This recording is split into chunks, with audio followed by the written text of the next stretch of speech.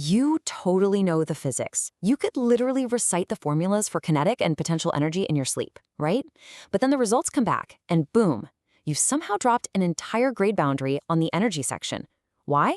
Because the examiner is grading based on a secret language, and if you weren't speaking it, your calculation is basically worthless. It is actually entirely possible to understand energy stores and transfers perfectly and still score a flat 0. So why did top students consistently lose marks despite knowing all the underlying physics?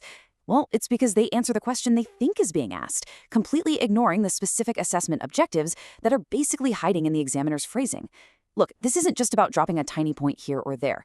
Ignoring the secret language is a massive grade boundary risk that can absolutely tank your entire paper. The reality lies in those painful, devastatingly common errors that just destroy what are otherwise perfect calculations. We're talking about forgetting units at the very end of a brutal multi-step power calculation. Ugh, the worst.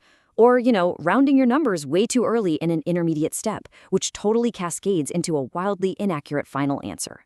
And of course, vague explanations for energy conservation that lack that precise terminology.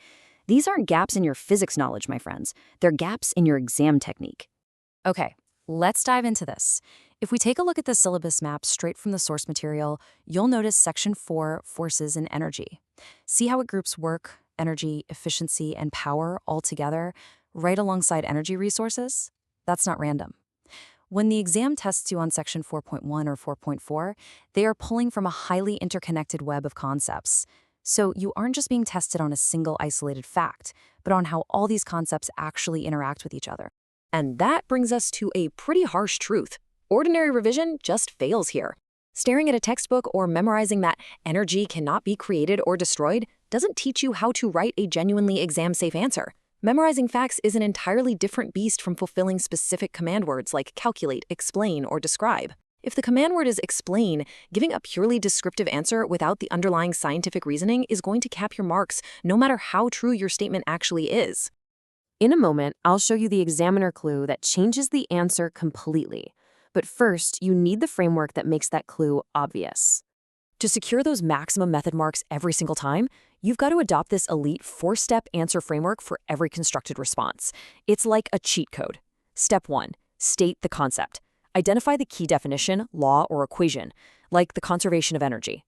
Next up, Step 2, evidence and data. Pull the specific numbers right out of the question prompt. Then, Step 3, scientific reasoning. You've got to show your method and actually substitute those values into your equation. And finally, Step 4, examiner wording. Finalize your answer using the exact, strict terminology the mark scheme demands. Lock it in. And this brilliantly illustrates the real difference between a student who knows the physics and a student who knows the exam. Take a look at the flawed answer on the left. Efficiency went up because less energy was lost. I mean, sure, but it's way too vague. Now check out the top band answer on the right. Efficiency increased. Calculated useful output is 45 joules versus 20 joules, conserving total energy. See the difference? The crucial point is that the improved answer substitutes actual values, includes units, and ties it directly back to the physical law. That is exactly how you lock in your marks. But hold on, because the mark scheme isn't done with you quite yet. Let's see how this builds into practical and data analysis questions. Examiners love to set traps. Honestly, almost as much as they love physics itself. You really need to watch out for graph axis errors. Like flipping the independent and dependent variables. Yikes. Also, beware of suggesting weak practical improvements that don't specifically address the energy loss in the experiment. And above all else, avoid stating conclusions that simply are not supported by the data table provided to you. All right, let's test this out. I want you to look at the scenario on screen, pause this explainer for a second, and predict what the student did wrong here. Seriously, take a guess.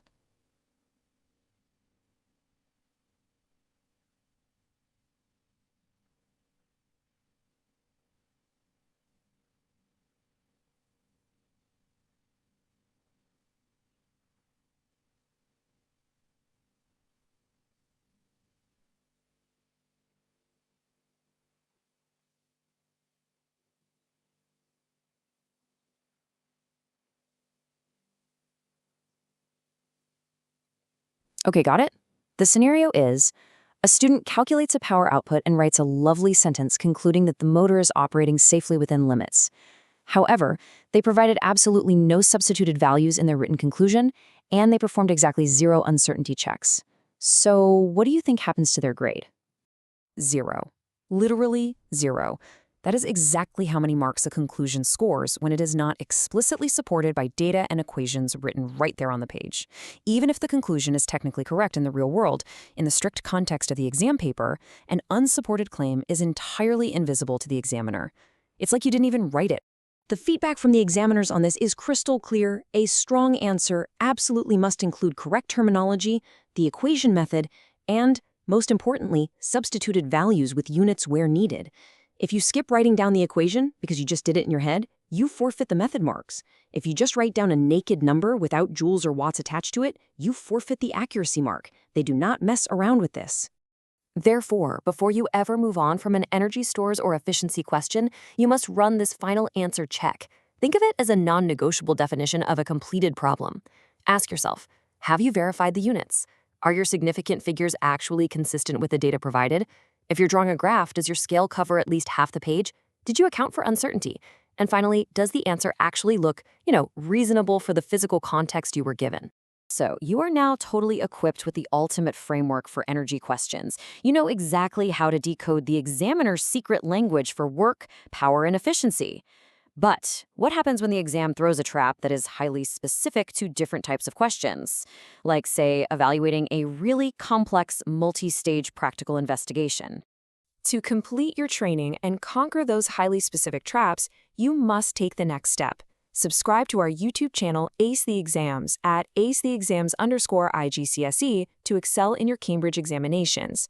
That is exactly where our next explainer will break down those complex practicals. Until then, ask yourself this. If you know all the physics formulas by heart, but you can't secure the method marks on the actual paper, did you really master the physics, or did you just memorize a textbook?